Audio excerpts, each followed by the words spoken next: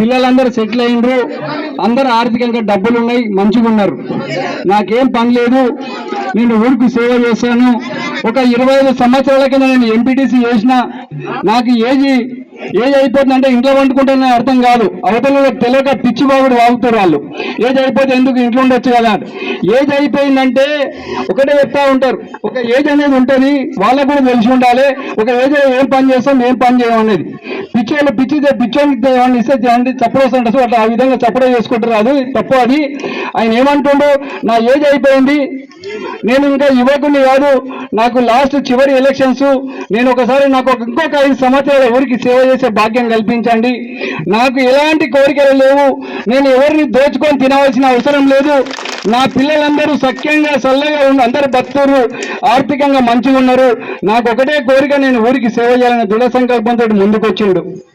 ఏదేదో ఎవరో ఏదో వాగుతుంటారు, కానీ నేను ఒకటే చెప్తున్నా, నేను కూడా హైదరాబాద్లో ఉన్నా సరే, తిరుపతి రెడ్డి సర్పంచ్ ఉన్నప్పటి నుంచి ఇప్పటి వరకు మాదేవన్పేటకు సంబంధించినటువంటి వారికి ఏ ఆపద సంపద వచ్చినా సరే, నేను అరంగారి చౌరస్తలో ఉండి వాళ్ళని తీసుకుపోయి మళ్ళీ బస్ ఎక్కించి పని చేసి బస్ ఎక్కించిన ఉన్నటి శాస్త్రాలు ఉన్నాయి ఇప్పటికి కూడా. నేను విపరీతంగా సేవ చేసి నేను చెప్పుకోవద్దు, కానీ చెప్తున్నా మాట వరుసకి చెప్తున్నా. ఇవాళ నేనేం చెప్తున్నా అంటే, ఇగో ఇదే అంజనేయుడు ఒకనాడు వచ్చిండు, నాకు ఫోన్ చేసిండు, మాధవరెడ్డి ఏమున్నా అంటే ఇంటికాడ ఉన్నా. ఏం లేదు, నెంబర్ నారాయణ బిడ్డ మొగరు చనిపోయిండు. సికింద్రాబాద్ రామ్ గోపాల్ పోలీస్ స్టేషన్ లో ఎఫ్ఐఆర్ కాపీ ఉంది. ఆ కాపీ తీసుకొస్తే ఇన్సూరెన్స్ డబ్బులు వస్తాయి, మాకు ఎక్కడ ఉందో తెలియదు. అది మమ్మల్ని దోల్కపో అంటే, అంజనేయులు నాకు నేను వస్తున్నా అంటే, నేను అరంగారి కాడ కారు పెట్టుకొని నారాయణ అన్న బిడ్డను అంజనేయులు ఇద్దరిని ఎక్కించుకుంటే రామ్ గోపాల్ పోలీస్ స్టేషన్కి వెళ్ళి ఎఫ్ఐఆర్ కాపీ తీసుకొని భోజనం తినబెట్టి మళ్ళా హైదరాబాద్ డిపోలో బస్ ఎక్కించిన. అదొకటే కాదు, తిరుపతి రెడ్డి ఏ పని చెప్పినా సరే, అన్న ఒకరు వస్తున్నారు హాస్పిటల్కి వెళ్ళి చూడిపో మామ అంటే పోయినా. ఏడికంటే ఆడికి పోలీస్ స్టేషన్ కానీ ఎవరైనా అంజనేయులు మొన్న ఒక 2 నెలల కింద పట్నంకి వెళ్ళి వస్తున్నాడు రాత్రిపూట. వాళ్ళ కొడుకు కారు నడుపుతున్నాడు, వాళ్ళ కారుకే వేరే కారు వాడు గుద్దిండు, చంద్రయ్యగుట్ట పోలీస్ స్టేషన్లో పెట్టిండు. నేను కొంచెం దూరంగా ఉన్నా, అన్నా నువ్వు ₹1 ఇట్లా ఇచ్చే, ఇట్లా పైసలు ఇవ్వకు, నేను వస్తున్నా ఆడికంటే అని చెప్పి 15 నిమిషాల్లో చంద్రయ్యగుట్ట పోలీస్ స్టేషన్కి వెళ్ళి అక్కడ ఎస్ఐ దగ్గర సిఐ దగ్గర మాట్లాడి పంపించడం జరిగిందని కూడా మనవి చేస్తున్నాం. వాళ్ళని మళ్ళీ వెలుకొచ్చి అంటే గాబరుగా ఉన్నారు వాళ్ళను, అలా అక్కడ కూడా ఉండే అందరూ వెలుకొచ్చి, అరే అరంగారు చేరుస్తాం మా ఇంటి దగ్గర టిఫిన్ చేయించి భోజనం చేస్తామంటే చేయనట్టు టిఫిన్ చేయించి మళ్ళీ వాళ్ళని పంపించిన. ఇదొక్కటే కాదు, చెప్పుకుంటూ పోతే నేను 50 చేసిన, ఊరికి చాలా మందికి చేసినాను. అంబటి నారాయణ భార్యకు జ్వరం వచ్చింది, కూకటపల్లిలో ఓమిని హాస్పిటల్ అడ్మిట్ అయింది.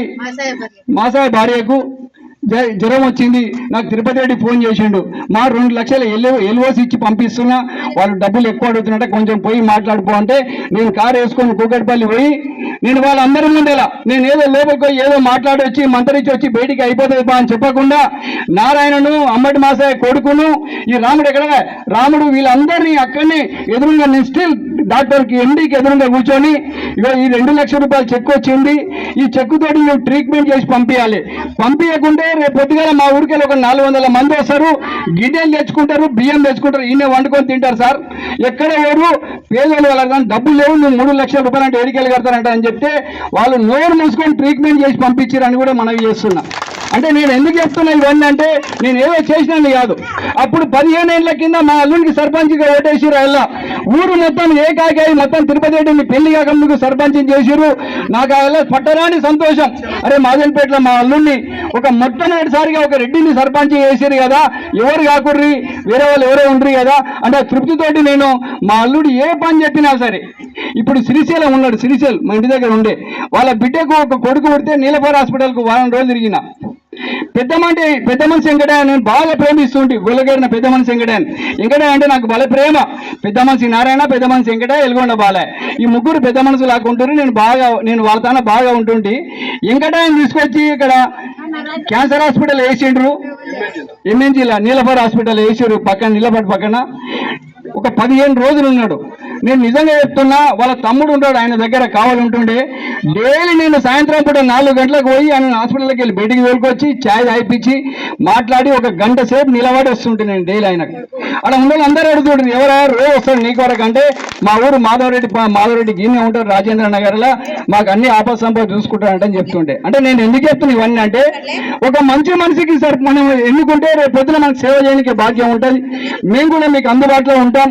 ఏ ఆపద వచ్చినా సరే నేను గొప్ప చెప్పను, అరంగర్ చౌరస్తాలో నిలబడి నాకు ఒక కూత పెట్టి ఒక ఫోన్ చేస్తే 5 నిమిషాల మీ ముందర ఉంటా.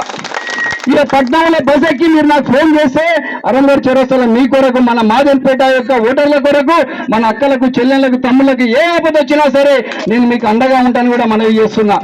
ఏ పోలీస్ స్టేషన్ కేసు కానీ, ఏ హాస్పిటల్ కానీ, ఏ కేసు కానీ హైదరాబాద్లో ఎవరైనా ఇట్లా మన దాని మేస్త్రి పని చేసుకుంటారు, చాలా మందికి డబ్బులు ఇవ్వరు. మా దాని కాటేజీలో చాలా మంది ఉంటారు, వాళ్ళందరికీ డబ్బులు ఇవ్వకపోతే మన ఊరోళ్ళే కాదు, మన పాలమూరు జిల్లా వాసులు అందరూ కూడా నా దానికి పొద్దుగా లేచి అంజనమ్మకి అన్ని గుర్తు అలా ఉండొచ్చింది, నా ఇంటికాడ పొద్దుగాలు వచ్చి ఆ మేస్త్రి పైసలు ఇస్తాడు, ఈ మేస్త్రి పైసలు ఇస్తారండి, నా దానికి వస్తారు అందరు కూడా.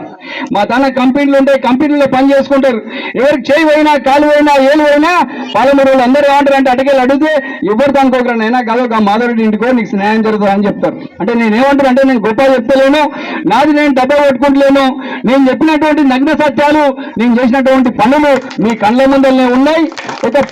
ఒక మంచి వ్యక్తి, మంచి గుణగణమైనటువంటి వ్యక్తి, ఆయనకి ఎలాంటి ఆలోచనలు లేవు, ఇప్పుడు ఊరికి సేవ చేద్దాం అని ముందుకు వచ్చిండు.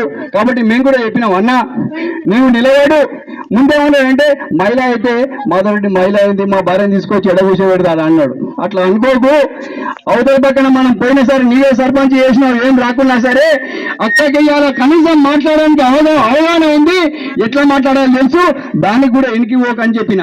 అప్పుడు కూడా నీ ఎమ్మడి ఉంటాం, నేను గెలిపించుకుంటా ఉంటాను కూడా మనవి చేస్తున్నా. మీరందరూ కూడా ఇప్పుడు కూడా ఎవరు మంచోళ్ళు ఎవరు చెడ్డోళ్ళు